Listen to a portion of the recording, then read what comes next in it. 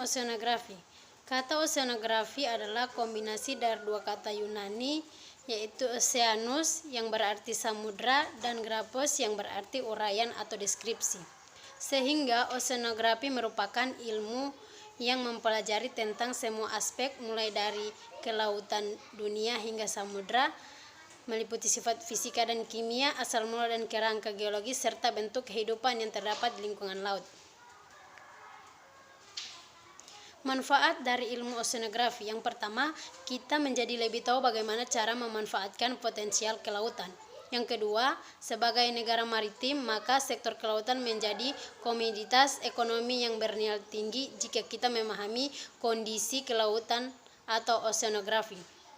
Yang ketiga, dengan ilmu oceanografi maka kita bisa mengembangkan objek wisata bahari. Yang keempat, pembagian ilmu oceanografi, kita bisa melakukan riset atau penelitian dalam bidang kelautan. Pembagian ilmu oceanografi. Ilmu oceanografi dibagi menjadi 5 bagian. Yang pertama yaitu oceanografi kimia. Oceanografi kimia yaitu mempelajari semua reaksi kimia yang terjadi dan didistribusi unsur-unsur kimia di samudra dan di dasar laut. Yang kedua, oceanografi fisika. Oceanografi fisika yaitu mempelajari berbagai fisik air laut, contohnya seperti gerakan air laut, transmisi cahaya, suara, dan berbagai tipe energi dalam air laut, atmosfer dan hidrosfer. Yang ketiga, oceanografi biologi. Oceanografi biologi yaitu mempelajari tipe-tipe kehidupan di laut, distribusinya, saling keterkaitan, dan aspek lingkungan hidup yang ada di laut. Yang keempat, oceanografi geologi. Oceanografi geologi mempelajari konfigurasi cekungan laut, asal-usul cekungan laut, sifat batuan dan mineral yang dijumpai di dasar laut, dan berbagai profesi geologi di laut. Yang kelima, oceanografi meteorologi.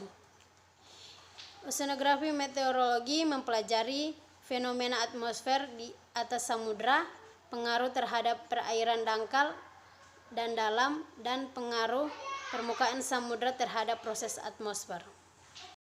Ruang lingkup oceanografi fisis. Oceanografi fisis adalah studi tentang sifat-sifat fisik dan dinamika laut dan interaksi dengan atmosfer.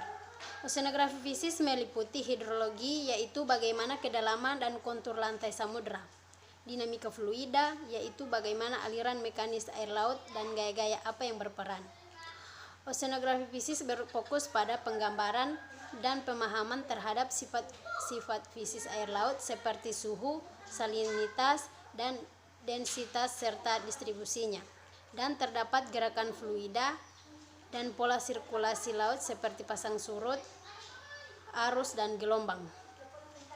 Kajian oceanografi fisis juga diaplikasikan ke berbagai macam sektor seperti ketahanan negara, kebijakan-kebijakan, dan perencanaan pembangunan dan mitigasi bencana seperti pemanasan global, gelombang pasang, dan tsunami.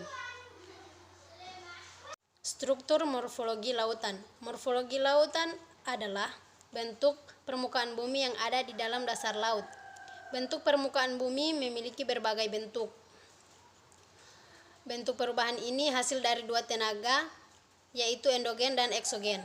Kedua kekuatan ini membuat dasar laut memiliki relief yang beragam. Morfologi laut memiliki banyak bentuk, setiap bentuk terbagi dalam 4 bentuk, yaitu berdasarkan penampilan kenampakan bentuknya, berdasarkan derajat kemiringan, berdasarkan kedalaman. Berdasarkan kenampakan dan bentuknya, yang pertama yaitu ambang laut. Ambang laut adalah bukit pemisah antara pulau. Ambang batas laut awalnya tanah yang kemudian menurun sampai ditutupi oleh laut. Ambang laut juga bisa menjadi pembatas antar dua samudra. Kemudian lubuk laut.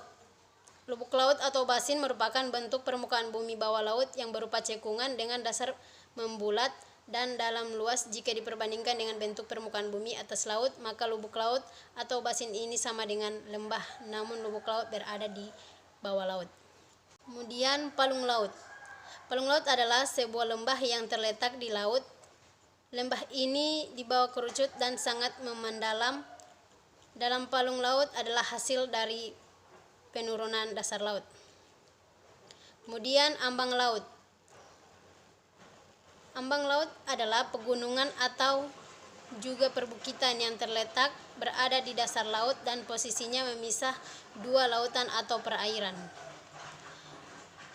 Terakhir yaitu gunung laut. Gunung laut adalah sebuah gunung yang naik dari dasar laut yang tidak sampai naik hingga permukaan laut, dan dengan demikian bukanlah juga sebuah pulau.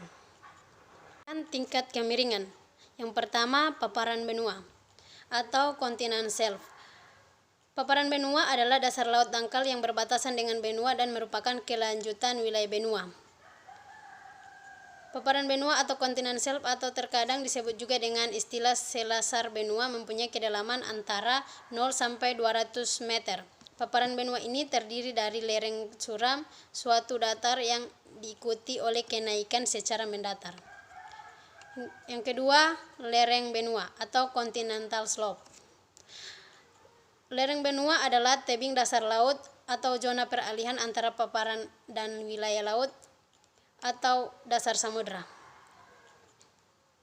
Topografi lereng benua didominasi oleh lereng yang sangat curam dengan kedalaman antara 200 sampai 1800 meter. Kemiringan lereng benua umumnya berkisar antara 50 atau lebih. Lereng benua disebut juga dengan lereng samudra. Ketiga, jendul benua atau continental rise. Continental rise merupakan bagian dari benua yang langsung berbatasan dengan dasar laut. Lereng benua memiliki kemiringan lereng secara bertahap. Jendul benua dapat memiliki lembar puluhan hingga ratusan kilometer. Daerah ini merupakan akumulasi dari endapan sedimen dari daerah di atasnya. Kemudian yang terakhir, abyssal. Abyssal plain merupakan sebuah zona laut yang berada pada kedalaman 3.000 sampai 6.000 meter. Berbentuk sebuah cekungan dengan lapisan sedimen halus di dasarnya. Daerah ini merupakan daerah yang masih dipenuhi oleh jutaan misteri yang sampai saat ini belum terpecahkan oleh para ilmuwan. Ciri lingkungan ini adalah antara lain tidak ada sama sekali cahaya matahari, kemudian suhu kisaran 2 derajat Celcius. Berdasarkan kedalaman. Berdasarkan kedalaman yang pertama yaitu zona litoral. Zona litoral merupakan laut dangkal. Morfologi ketinggian laut kurang dari 50 meter. Hal ini menyebabkan ekosistem di laut yang lebih beragam. Keberagaman ekosistem laut akibat sinar matahari masih bisa masuk ke laut. Satu di ekosistem laut terumbu karang. Yang kedua, zona neritik. Zona neritik adalah lautan dengan kedalaman antara 50 dan 200 meter. Pada bagian awal neritik, ekosistem laut di dalamnya adalah sama dengan laut pesisir. Tapi semakin dekat dengan 200 meter, ekosistem tersebut berkurang. Zona batial. Zona batial adalah dasar laut yang memiliki ketinggian antara 200 sampai 2000 meter. Di atas permukaan laut, ekosistem laut batial dalam sangat sedikit karena jumlahnya dari semakin berkurang matahari yang masuk. Zona abyssal adalah zona laut dengan kedalaman lebih dari 200.000 meter di atas permukaan laut. Laut ini adalah laut dalam dengan jumlah kehidupan yang sangat sedikit kehidupan laut karena kurangnya sinar matahari yang masuk ke laut. Pembagian lautan di dunia. Yang pertama yaitu Samudra Arktik. Samudra Arktik menempati peringkat kelima sebagai samudra terbesar di dunia dengan luas 14.056.000 km persegi. Samudra ini bagian yang tertutup oleh es sepanjang tahunnya.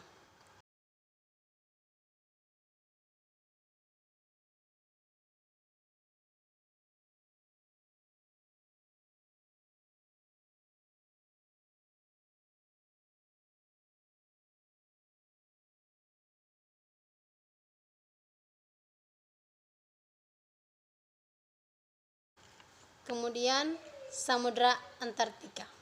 Samudra Antartika atau yang sering disebut dengan Samudra Selatan merupakan samudra terbesar keempat di dunia dengan luas samudra mencapai 20.327.000 km persegi. Kemudian Samudra Hindia.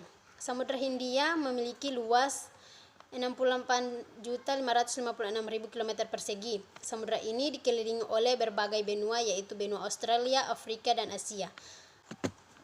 Samudra Atlantik.